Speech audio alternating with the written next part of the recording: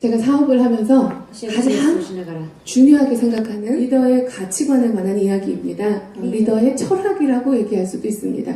다른 사람이 저를 볼 때도 참 부족하지만 제가 저를 스스로 볼 때는 정말 너무너무 부족한 사람입니다. 저도 좋은 리더가 되고 싶은 그 먼 길을 부지런히 가야 되는 사람 중에 한 사람으로서 리더에 관한 주제가 너무나 부담스럽습니다. 하지만 갈 곳이 명확합니다. 목적지가 명확하고 방향이 명확하기에 좋은 분들과 제 깊은 속 얘기를 한번 나누고 싶습니다. 양해를 하나 부탁드릴 건데요.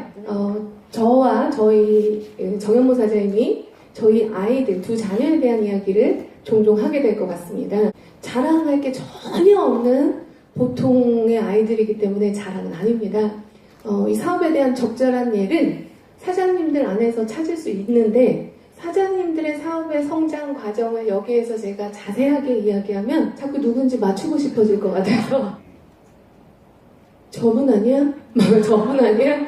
그래서 실명을 거론하기 불편한 이야기들이 있어서 저희 자녀로 대체할 수 있는 부분을 대체해봤습니다. 이해 부탁드립니다. 네. 지금 대한민국의 정치는 조금 복잡해요. 대한민국 정치적 문제가 사실은 세계적인 이슈인 이 상황에 너무 부러운 기사를 접했습니다. 이 기사의 타이틀이 마지막까지 아름다운 대통령이에요. 미국 언론은 왜 오바마가 임기 마지막에 이렇게 지지율이 높은지 조사했습니다. 금융위기에 이제 경제가 회복세로 돌아섰다. 오바마 대통령이 재임 기간 동안 크게 실수한 게 없다. 힐러리랑 트럼프가 너무 매력적이지 않다. 근데 저는 저 기사에 동의하지 않습니다. 정말 오바마 대통령이 국민에게 받는 사랑과 신뢰의 이유가 외부 요건이라는 얘기가 맞나요? 오바마 대통령이 임기 마지막에 받는 그 사랑과 신뢰가 운에 딸려 있는 건가요? 이 말이 맞다면 다른 누군가가 이 시점에 대통령이었어도 모두 오바마와 같은 신뢰와 사랑을 받는 건가요? 또 다른 시각의 기사를 찾아봤습니다. 8년, 재임기간 8년 동안의 오바마의 매력 7가지로 정리되어 있는 게 있었습니다. 무거운 직책을 맡고 있으면서도 유머가 있었다. 멋있죠? 그 무거운 직책을 가지고 있으면서도 약해지면 안 되는 사람인데 슬플 때는 같이 울었다. 그 무거운 직책 중에도 매일 6시 반에는 집에 들어가서 자녀들과 함께 누구에게도 방해받지 않는 2시간을 보냈대요. 그런데 저는 이것도 오바마가 받는 사랑과 신뢰의 이유라고 동의하지 않습니다. 이런 기사를 보고 어떤 사람은 나도 오바마에게 배우겠어 라고 얘기하는 사람이 있을 수 있습니다. 나도 오바마처럼 매일 6시 반에 들어가서 누구에게도 방해받지 않는 내 자녀와 하루에 2시간을 꼭 보내겠어. 그럼 그 사람은 오바마를 닮아가는 사람이 맞나요? 시간이 흐르면 그 사람이 오바마와 같은 사랑과 신뢰를 주변으로부터 받을 수 있나요? 오바마는 1년 중 여름, 겨울 반드시 2주의 휴가를 자기를 위해서 여유시간을 가졌다고 합니다. 나도 오바마처럼 내 성장을 위해서 재충전을 반드시 하겠어. 여름에 2주, 겨울에 2주 나도 내 시간을 갖겠어 라고 따라하는 사람이 있을지 모르겠습니다. 그럼 그 사람이 오바마를 닮은 사람인가요? 네, 맞습니다. 시간이 지나면 그 사람도 오바마와 같은 사랑과 신뢰를 받을 수 있나요? 오바마 대통령이 자녀와 보낸 하루 2시간의 그 원칙은 그 2시간이 매력적일 수 있었던 진짜 이유는 나머지 22시간을 온통 미국의 아빠로 헌신했기 때문이 아니겠습니까? 1년에 4주를 제외한 나머지 모든 시간은 탁월한 지도자가 되기 위한 그의 노력과 헌신 때문에 그 여유가 매력이 된 거 아니겠어요? 사람들은 나도 모르게 다른 사람에 대하여 폄하하는 말을 하기도 합니다. 사람들은 리더를 닮는다고 말하면서 내가 하고 싶은 유리한 것들을 가져와서 마치 그 리더를 닮는 것처럼 말하기도 합니다. 근데 욕심대로 살고자 하는 게 아니라 정말 누군가를 닮고 싶다면 그 사람이 하는 작은 행위들이 아니고 진짜 이런 삶을 살게 한 이 사람의 진짜가 뭔지를 찾아내야 합니다. 탁월한 미국의 대통령으로 만들었던 이 사람을 이끌었던 그 사람의 가치관이 있습니다. 사람으로부터 쭉 부모에게 받았던 모든 사람이 다 중요해 라는 이 철학이 대통령으로서의 가치관이었다고 고백합니다. 물론 사람이기 때문에 실수도 할 수 있고 재임 기간 중에 좋지 않은 과오, 업적이 있을 수도 있습니다. 하지만 자신의 가치관에 합당한 사람이 되고자 했던 그 삶의 내용을 미국인들이 사랑하고 신뢰하는 게 아닐까요? 저희 부부가 하는 행동을 관찰하는 어떤 사람들 중에 사장님네는 참 좋은 것도 많은데 따라하기 힘들고 이해되지 않는 것도 많아요 라고 얘기하는 분들이 있습니다. 저희가 왜 그 행동을 하는지 공감하길 원합니다. 제 둘째는 8살 남자아이입니다. 띵동띵동. 이 아이가 올해 초에 8살이 돼서 초등학교에 입학을 했어요. 입학식이 끝나고 집 앞에 있는 도너츠 가게에서 제가 축하를 해줬어요. 왜 엄마랑 둘이 있을까요? 그날 아침에 아빠가 아들과 하는 대화를 들었습니다. 하진아, お名前です。 하진이 오늘 학교 입학한 거 축하해. 아빠가 입학식에 가야 되는데 아빠한테 또 다른 약속이 하나가 있어. 아빠에게 도움을 얻고자 하는 한 500여 명이 아빠의 강의를 기다리고 있어. 아빠 어떻게 할까? お父さん、 아들이 주저없이 아빠 가세요. 저 입학 잘하고 올게요. 마치 아빠가 안 필요한 것처럼. 마치 아빠랑 안 친한 것처럼. 근데 우리 남편은 うちの主人は 공식적인 公式的な 위너풀의 은퇴를 준비하는 열과 성의를 다한 마지막 총정리의 강의를 준비한 날과 겹쳤어요. 많은 사람들이 이 이후에 저희한테 사장님 그래요. 사실은 좀 이해 안 돼요. 왜냐면 그날은 저희 아들만 입학식이 아니라 대한민국의 모든 8살이 다 입학하는 날이었어요. 강의를 들으러 오는 많은 사람들이 입학식을 포기하고 거기 앉아 있어야 돼요. 아들의 입학식을. 아들의 일평생 한 번 있는 그 중요한 날을 포기하고 이렇게 해야 할 만한 그런 일이에요. 그 부분에는 오해도 되고 이해가 되지 않는 부분이 있습니다. 그럴 수 있을 것 같았어요. 근데 저는 그 행위를 따라하는 걸 원하지 않아요. 사장님 아들이 굉장히 특별한 거지 대부분의 아이들은 안 돼 엄마 와야 돼 아빠 와야 돼 이렇게 얘기할 거란 말이에요. 근데 저는 제 아이가 특별하기 때문에 아빠 가세요 라고 말하지 않았다고 믿습니다. 저희 아이가 특별히 이해심이 많은 아이로 태어났다고 저는 생각하지 않습니다. 아이의 입에서 그 말이 나오도록 아이를 교육시킨 제 가치관과 철학 때문이라고 믿습니다. 저는 제 아이가 이미 충분히 많은 것을 누리고 복을 받은 아이라고 믿습니다. 세상에 응애하고 태어나는 순간 기근과 굶주림에 삶을 살아야 되는 사람이 인류에 어마어마하게 많습니다. 응애하고 태어나는 순간 그의 아이의 선택과 노력과 상관없이 에이즈로 감염돼서 태어나는 아이들도 너무 많습니다. 우리 아이는 무엇을 먹을까 무엇을 입을까 걱정한 적이 없습니다. 초등학교를 입학하기 위해 간절히 노력하고 애써본 적도 없습니다. 심지어 부모 중에 한 명이 사별을 했거나 이혼을 해서 편부모 가정에서 외롭게 자란 적도 없습니다. 심지어 사지 멀쩡하게 건강하게 태어났습니다. 이미 충분히 많은 걸 받았어요. 이런 책 제목을 봤습니다. 세상의 반이 굶주린다. 나는 우리 아들이 엄마 나는 이것도 필요해요. 엄마 나 이거 해주세요. 나랑 있어주세요. 왜 나한테 이거 안 해주세요? 나 이것도 갖고 싶어요. 나 저것도 필요해요. 주세요 주세요 해주세요. 맨날 달라고 하는 아이가 되기를 원하지 않습니다. 내 생각에 맨날 주세요 하는 사람이 거짓입니다. 나는 내 아들이 내가 받은 게 얼마나 많은지 그거를 잘 깨달아서 이거를 잘 개발시키고 발전시켜서 어떻게 하면 남들에게 나누어 줄까? 어떻게 하면 다른 사람에게 도움이 될까? 어떻게 하면 더 줄까? 어떻게 하면 더 나눌까? 일평생 주세요가 아니라 나누고 싶은 생각으로 그 가치관으로 세상을 살길 바랍니다. 부자는 많이 가진 사람이 아니고 줄 것이 많은 사람이에요. 너무 비참하게 비굴하게 사는 사람도 봤고 가진 게 적은데도 다른 사람들을 풍요롭게 만드는 사람도 봤습니다. 뿐만 아니라 저는 제 자녀에 대한 다양한 각도의 가치관이 있습니다. 이런 아이가 됐으면 좋겠다. 한번 들어보실래요? 바른 방법으로 내 분야에서 탁월한 사람이 되고 살아있는 동안 한 명 다 할 때까지 겸손하게 끊임없이 성장해라. 저는 종교인입니다. 그래서 하나님과 다른 사람에게 꼭 필요한 사람이 돼서 세상을 아름답게 만드는데 귀하게 쓰임받는 사람이 되는 것입니다. 저는 제 아들이 이렇게 됐으면 좋겠어요. 제 딸이 이렇게 됐으면 좋겠어요. 저는 제가 이렇게 됐으면 좋겠어요. 저는 여러분이 이렇게 되셨으면 좋겠어요. 저는 제 자녀에 대한 가치관만 있는 게 아니고 동시에 이 그룹을 향한 가치관이 있습니다. 알고 계시죠?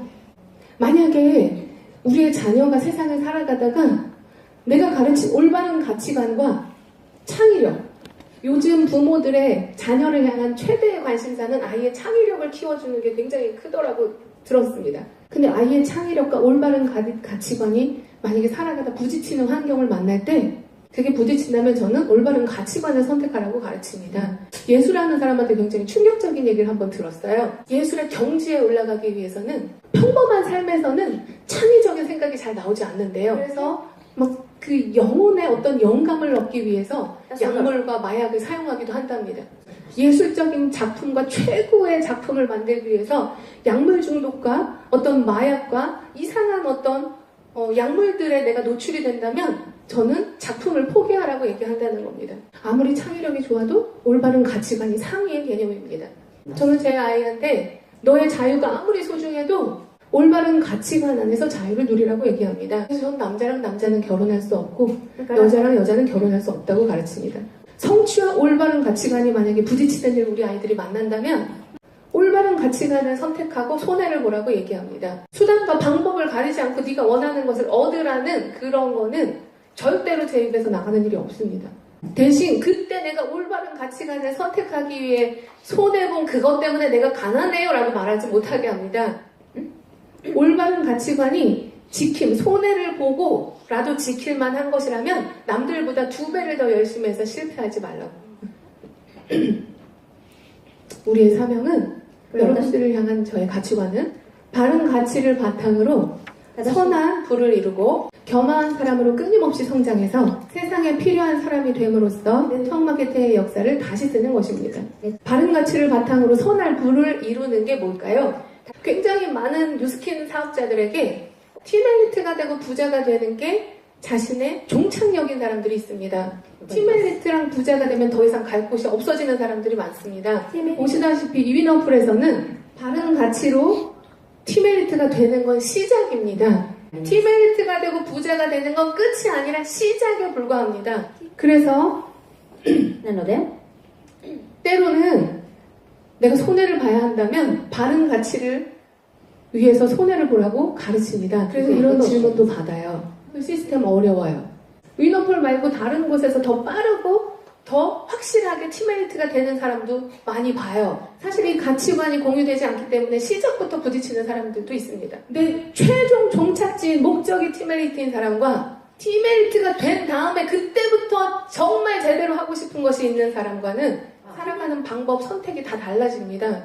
맞습니다. 위너풀 시스템은 쉽고 빠르게 팀엘리트 만드는 게 아닙니다. 바른 방법으로 팀엘리트를 만드는 게 이 시스템입니다. 그래서 위너풀에서는 카카오스토리나 인스타그램 등을 통해서 거짓말 하지 말라고 얘기합니다. 호텔에서 사진 찍어서 내 삶의 라이프 스타일이 늘 호텔인 것처럼 보여지기 위해서 살지 말라고 얘기합니다. 내 사업에 대한 확신도 흔들리면서 다른 사람을 꼬시기 위한 말들로 너무 행복한 이 사업, 인생 최고의 비즈니스, 그렇게 인스타그램에 거짓말하지 말라고 얘기합니다. 거짓말하면 안 되니까 제품 공부도 탁월하게 열심히 하라고 합니다. 과장하면 안 되니까 사업에 대해서 전문가가 되라고 얘기합니다. 시간이 오래 걸릴 수 있고 이런 원칙들을 지키지 않는 사람들은 강사로 세우지를 않습니다. 그러니까 힘들다고 느낄 수 있죠. 근데 이 가치관의 좋은 점은 뭘까요? 이미 다 알고 있는 분들이 여기 계실 거라고 믿습니다. 이 가치관의 좋은 점은 끝이 달라요. 성공했는데 팀멜리트 되고 부자 돼서 성공한 줄 알았는데 바람 피우는 사람, 가정이 깨지는 사람, 자녀와의 관계가 문제가 생기는 사람, 돈이 있고 행복할 줄 알았는데 파트너와의 관계가 너무 힘들어 더 이상 뉴스킨을 하고 싶지 않은 사람, 뉴스킨에서 번 돈을 가지고 뉴스킨이 아닌 다른 곳에서 멋있는 것처럼 살고 싶은 사람. 근데 이 가치관의 끝은 나도 너무 행복하고 나도 팀멜리트가 내 주변에 있는 사람들이 나를 너무 사랑하고 나도 그 사람이 너무 좋고. 오늘 아침에 제가 감기가 걸려서 우리 딸이 막 껴안으려고 아들이랑 오는데 오지마! 그랬어요. 엄마 감기 많이 아파. 그래서 우리 아들이息子が 아플 때 같이 아파하고 울 때 같이 울어주라면서요. 이 사업의 끝은 아무리 돈이 있어도 사람은 살다가 힘들 수 있고 어려운 상황을 만날 수 있는데 그때 나랑 같이 울어주는 사람들이 있고 그때 나랑 그 상황을 같이 겪어주는 사람이 있고 내가 성공했을 때 너무너무 질투나가지고 미쳐버리는 사람들이 아니라 내 성공을 나처럼 기뻐해주는 사람이 많은 끝이 다릅니다. 겸허한 사람으로 끊임없이 성장한다는 건 무슨 말일까요? 제가 팀 엘리트가 되고 제가 500만 장자가 됐다고 제가 존경받을 사람은 아니라는 겁니다. 여러분이 블루 다이아몬드가 되고 팀 엘리트가 된 것은 여러분이 존경받아야 된다는 것과는 다른 말입니다.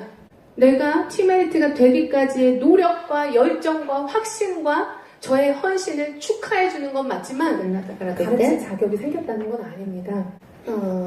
한국에서는 초등학교 1학년 아이들한테 매주 한글을 쓰는 받아쓰기 시험이 있습니다. 저희 아들이 매주 시험을 보는데 저희 큰딸은 빵점도 맞았었어요. 그래서 감사하게 아들은 100점도 맞고 뭐 한 개도 틀리고 뭐 비교적 잘하는 편이었어요. 어느 날 아침에 이렇게 식탁에서 아이들이랑 밥을 먹는데 저희 딸이 엄마 어제 하진이가 받아쓰기를 20점 맞았어요 이러는 거예요. 이상하다. 그래도 하진이는 뭐 연습 안 해도 한 개, 두 개 틀리는 정도지 8, 90점 맞았었는데 왜 그랬지? 이렇게 생각했어요. 확실히 틀렸는지 확인하고 잘 연습해봐 이렇게 얘기했어요. 근데 그때 その時 우리 딸이 娘が 엄마 근데 어제 나랑 연습할 때는 100점 맞았고 잘했는데 이러는 거예요. 그래서 제 순간 응? えと思って 어제 너랑 연습한 노트 좀 가져와 볼래? 그랬어요. 그 노트 보이세요? 귀뚜람이 재빨리 아이 あ全部間違ってる 어깨가 이 어깨인데 어에 다 맞았다는 거예요. 누나가 한 동생이 틀리게 썼는데 누나가 잘했어 100점 이렇게 한 거예요. 우리 아들은 누나한테 배운 대로 열심히 공부한 대로 제가 확인시켜줬어요. 너 동생을 도와주려는 거 진심이었지? 근데 어떻게 됐어 결과가? 동생 시험 망쳤지? 도와주고 싶은 마음이 진짜면 똑똑해져. 네가 공부 열심히 해야 되는 이유야. 사람들은 맨날 제 진심이 그게 아니었어요 라고 소리치는데 진짜 도와주고 싶으면 똑똑해져. 네가 자격이 없는데 남을 도와주면 다른 사람을 망치고 다니는 거야. 너무 슬퍼했지만 저는 우리 딸이 이걸 평생 기억했으면 좋겠어요. 내가 스폰서이기 때문에 가르칠 수 있는 자격이 있는 게 아닙니다. 내가 나이가 좀 많아서 내가 직급이 높다고 가르칠 수 있는 자격이 있는 게 아닙니다. 지금 이 순간 진짜 내 모습을 바라보세요. 정말 내가 리크루팅한 사람이 몇 명인지. 수가 너무 적다면 그 수가 너무 적다면 나는 지금 누굴 가르칠 사람이 아니라 리크루팅 해야 되는 사람이에요. 지금 나의 그룹 볼륨, 소비자 볼륨이 몇인지 확인해 보세요. 내가 매니아를 잘 만들지 못한다면 나는 지금 가르쳐야 되는 사람이 아니라 매니아를 만들어야 되는 사람이에요. 내가 루비가 되고 비디가 돼서 너무 빨리 가르치는 자리로 옮겨가지 마세요. 제 소원은 제가 죽는 날까지 자라나는 겁니다.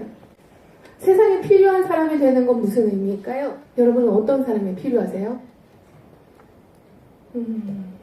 스티브 잡스, 앨런 머스크, 마크 주커버그. 지금 현 시대를 이끌어가는 세계적인 위인이 맞습니다. 근데 でも 정말 그 사람이 나한테 너무 간절히 필요한가요? 사실 아이폰이 우울증 걸린 사람을 치료해주지 못합니다. 전기자동차가 자살하고 싶고 소망 없는 사람에게 비전을 주지 못합니다. 위대한 사람들이 세상을 주도하고 이끌어가는 그 분야는 분명히 존재하지만 진짜 사람의 삶을 바꿔내는 세상에 꼭 필요한 사람의 영역도 반드시 존재합니다. 제가 우리 아이들에게 책을 읽어줄 때마다 우리 셋 다 울어요. 헬렌 켈러와 설리반이에요. 일본에서도 유명하죠.